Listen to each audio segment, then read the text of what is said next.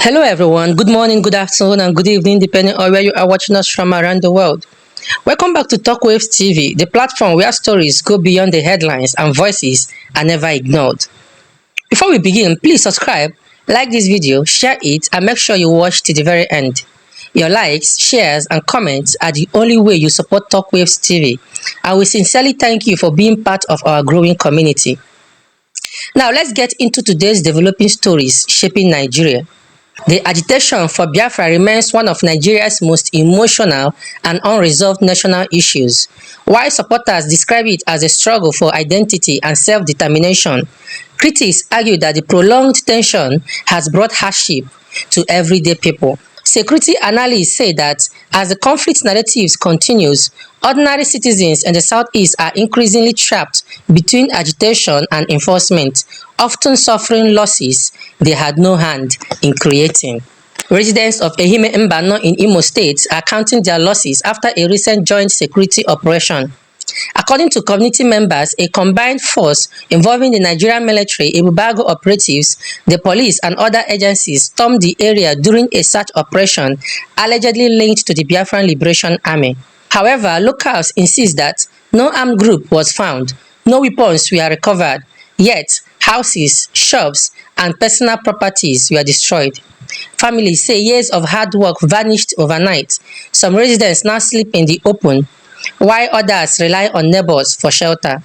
Community elders argue that destroying civilian property during security operations deepens resentment, weakens trust in authorities, and may fuel further unrest rather than peace. What Nigeria Zoo, Nigeria soldiers, they burn all the whole houses, innocent soul house. Look at it. They say they are looking for Biafra Liberation Army, and the Biafra Liberation soldiers where they are looking for is not in the house. They just shoot all the whole gun where they shoot, burn all the whole house where they look at. They burn all the whole places.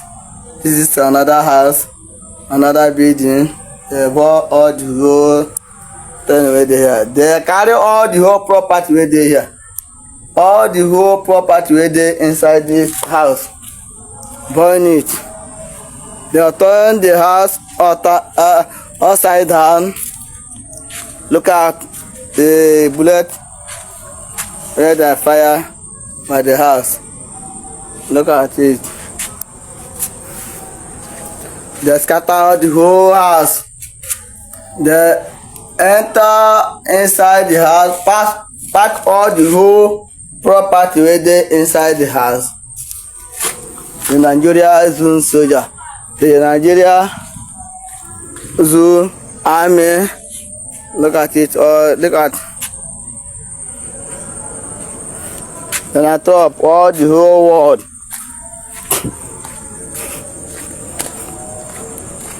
Look at what Nigeria Zoo soldiers, Nigeria Zoo army, they burn all, scatter, burn all the house where they inside. They are looking for a Biafra Liberation soldier. Look at, they tore the house upside down, pack all the whole property, burn all the whole things where they here. Carry all people's money, they steal people's money, burn all the house as this. They said that they are looking for Biafra Liberation Army. And remember, no, being 1st of January 2026, 1st of January 2026. This is happening in Okigwe State. This is happening in Okigwe State. It's happening in Okigwe State. Okigwe State. Remember no. Remember no. It happened in a human no. Omalmak, Umudibia, Ali, look look at it, look at it. They carry all the property where they inside the house. Look at it. Following the US airstrikes carried out in December against terrorist groups accused of attacking Christian communities in northern Nigeria, public opinion remains sharply divided.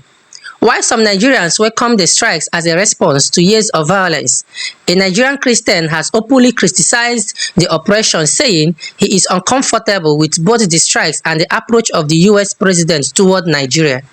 He argued that bombings alone do not solve insecurity. Foreign intervention may escalate tensions.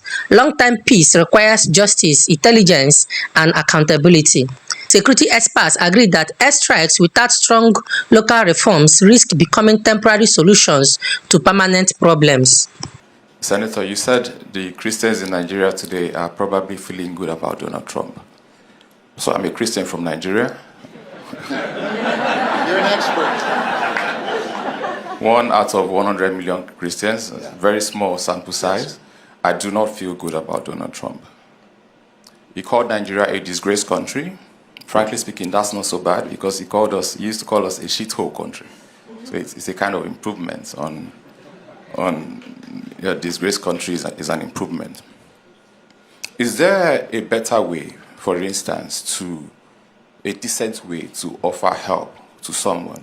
So if I looked at all the shoes on this panel, and you guys are wearing nice suits, everybody is wearing nice suits, but there's a differentiation of shoes. The senator's shoe is different. So if I was your friend, after this panel, I would buy you a gift, a nice shoe to match up with your suit. I wouldn't have to say anything about the state of your shoes that made me buy you those shoes. Is there a way that powerful countries can help less powerful countries, poor countries, without doing it in the way that leaves them worse off? For instance, America went to Libya. Libya has a causative effect on the terrorism challenges that Nigeria and the Sahel is facing. I don't want to talk about the other places America went to. Let's just stick it to Nigeria. Since Donald Trump said what he said for Nigerian Christians have been abducted in the church in the northwest of Nigeria. Sure. Muslim students have been abducted. I do not speak to the causation, but there's a correlation between Donald Trump, from the point Donald Trump spoke about Nigeria's challenges and the escalation of terrorism. So, decency apart, there are rules of engagement. There's a global rules order. There's a rules-based global order. Is there a way to speak about Nigeria, first of all, in a respectful, decent way, not even just as president of America, but as a human being? And much more so as the president of the United States of America, that I will always respect as a person, and frankly speaking, Nigerians continue to respect generally. Also, is there a way to help Nigeria? Because, for instance, one of the reasons why we failed woefully as fighting terrorism was because despite having the money, despite having the intention and the motivation to buy weapons from America for so many years, we were denied. Eventually, we got them, and for some of those weapons, they also told them where not to use those weapons. Yeah. So I'm just going to ask and sit down, is there a way to decently help Nigeria without making things worse and without disrespecting Nigerian Christians and Muslims? Thank you very much. Thank you. Great question. In another alarming development, the Nigerian police force has uncovered what it described as a fake rehabilitation center in northern Nigeria. The investigations revealed that the location was allegedly used to abduct children, hold adults against their will, and detain individuals who converted from Islam to Christianity. One victim was reportedly confined for 2 years, not for committing a crime, but solely because of his religious choice. Police authorities say further investigations are underway to identify sponsors and collaborators behind the operation. Human rights advocates are calling the discovery a serious threat to religious freedom and personal liberty.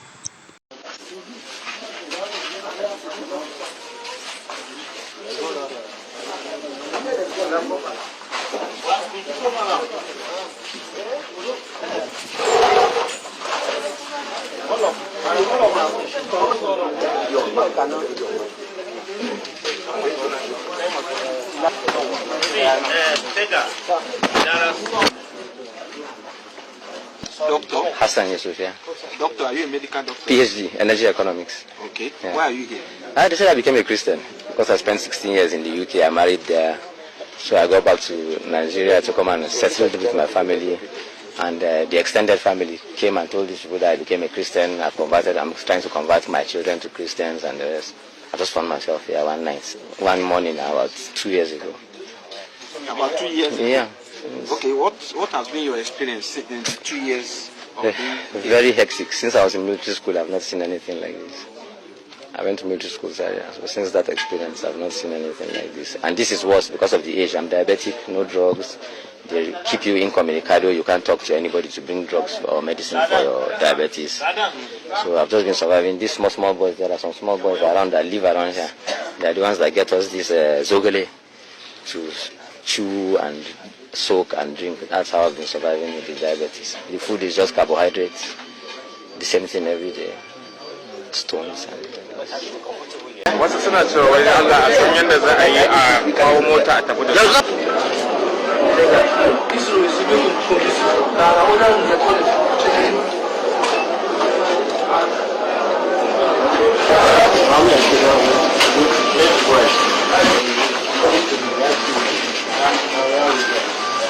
Human eyes, you can see it yourself.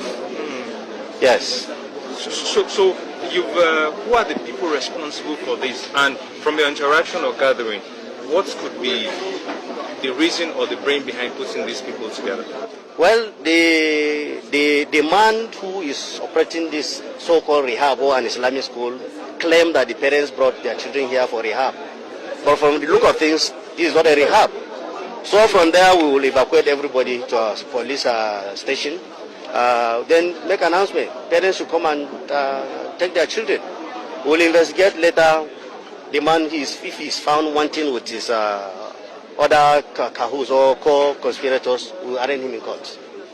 Right. So what's happening to parents sending their children to places like this? That's actually sending to them. A reasonable and right-thinking parents will not bring his child to this place. Maybe they never know what is even going on here. If you come here and see how your child is treated here, I don't think if you bring your child here as a reasonable person. You saw it yourself too. A devastating fire outbreak at the Great Nigeria Insurance House in Balogun Market has left families in mourning. The fire reportedly started on the 4th floor of the high-rise plaza, spread rapidly and weakened parts of the structure. A section later collapsed, trapping traders and market workers. Among the victims was Obum, a Nigerian clothier based in China who had returned home for seasonal business. Witnesses say he had nearly evacuated his goods when the structure gave way. In a heartbreaking detail, Obum reportedly made phone calls from beneath the rubble, pleading for help and expressing fear for his children. His body was later recovered and taken to Anambra State for burial. The Lagos State Emergency Management Agency confirmed multiple casualties and injuries, while families of those still missing expressed frustration over slow rescue progress and limited equipment. Emergency officials insist operations will continue until the site is fully cleared.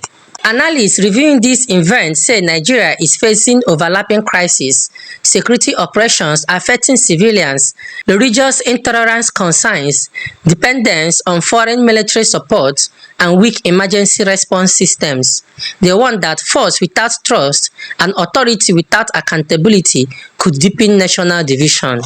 As this report comes to an end, we have some questions for you. Are security operations helping communities or harming them? Should civilian homes ever be destroyed during enforcement actions? Is Nigeria doing enough to protect religious freedom? And could the Lagos tragedy have been managed better? Let us know your thoughts in the comment section below. This is Talkwaves TV, where every story matters. Please subscribe, like, share, and leave your thoughts in the comment section.